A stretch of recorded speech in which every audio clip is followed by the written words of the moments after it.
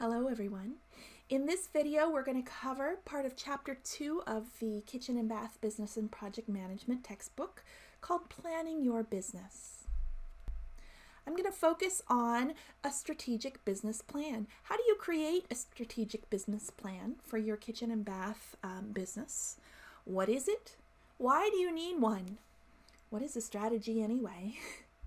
We're going to cover the 4 key parts of a strategy. And what's a business plan, and how do you develop it? Let's see if we can answer these questions. A strategic business plan is like a roadmap for your business. It allows you to look ahead and anticipate your needs, and also think about the outcomes of your actions. What's going to happen if you follow these actions? It's important to have a strategic business plan because then as opportunities come along in your business, you can evaluate them using your strategic plan. Is this opportunity going to help me in my ultimate goals or not? Okay.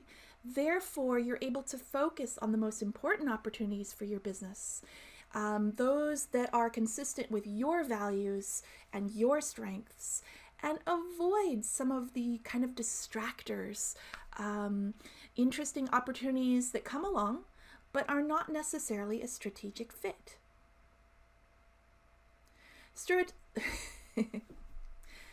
So a strategic business plan is first the strategy, then the plan. All right.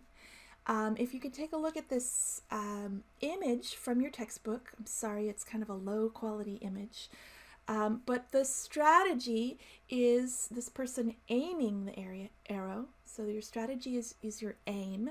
It's your policies on how to win or how to meet your goals. The plan is the target here.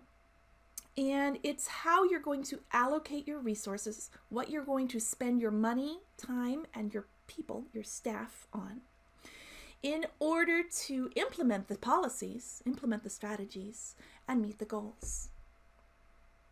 Your strategy is how you're going to meet your goals.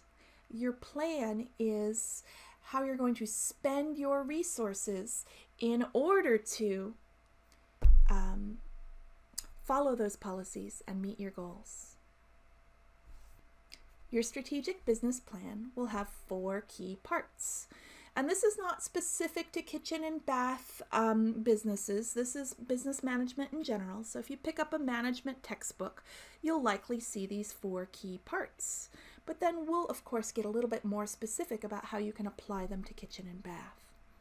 So those 4 key parts are the product, price, distribution channel, and communication.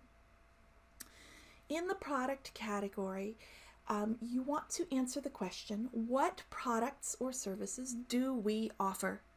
Okay, this sounds like a really basic question, but it's important to get it right. And some of the factors you could look into are the quality, style, colors, and service. Which of these do we, as part of this particular firm, want to offer?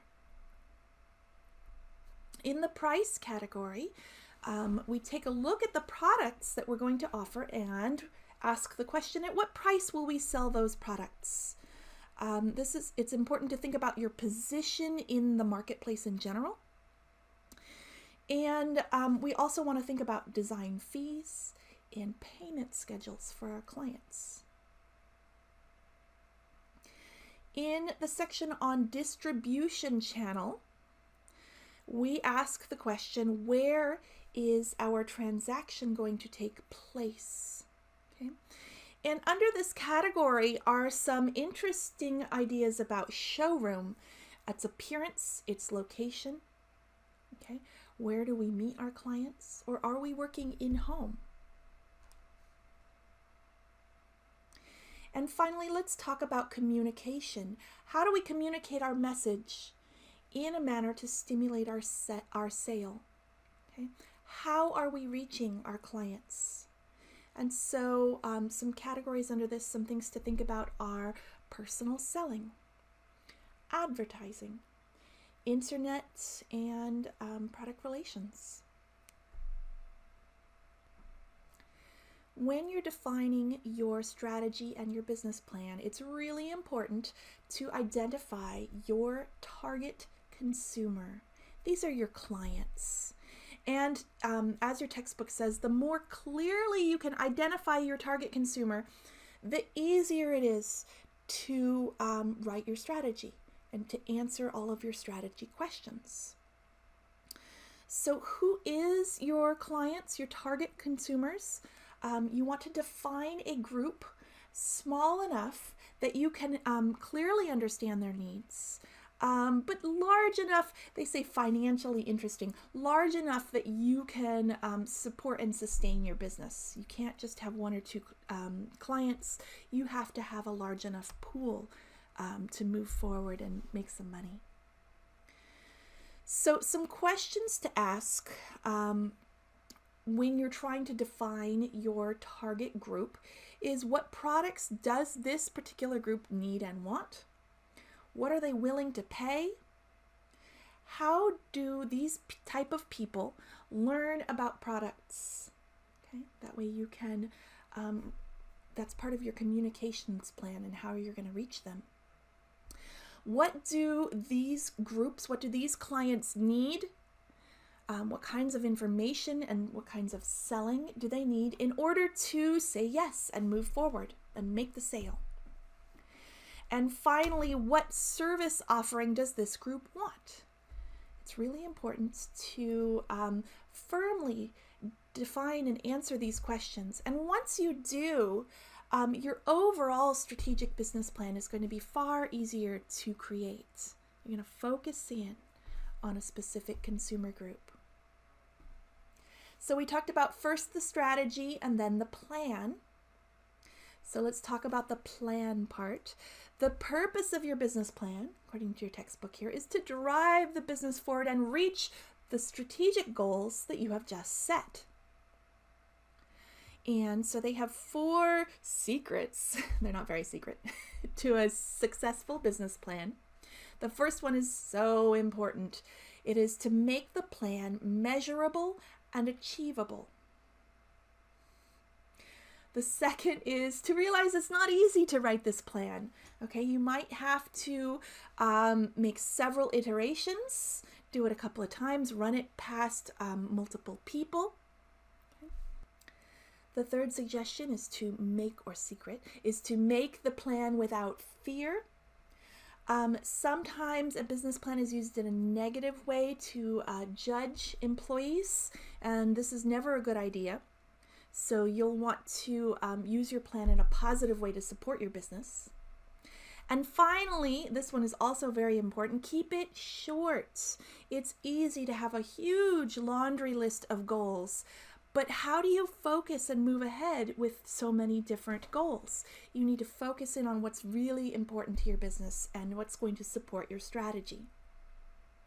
So here's an example of this first idea of making your business plan measurable and achievable.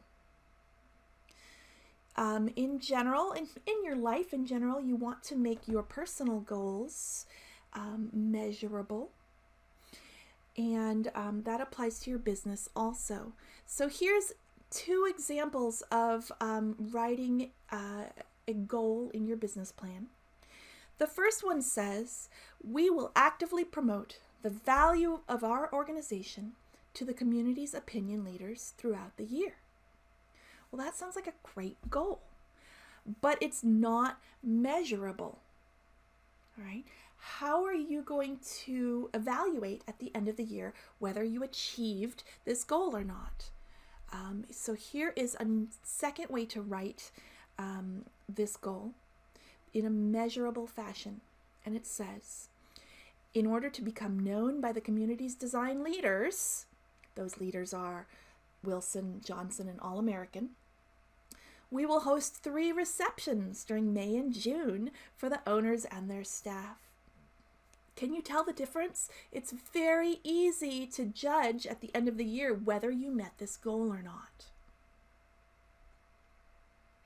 Okay, so we just covered what a strategic business plan is. Remember, it has a strategy and a plan. The strategy is the policies that you are going to design for your business to meet its goals. The plan is how you're going to spend your money, time, and staff's resources to implement those policies. Thanks, everyone.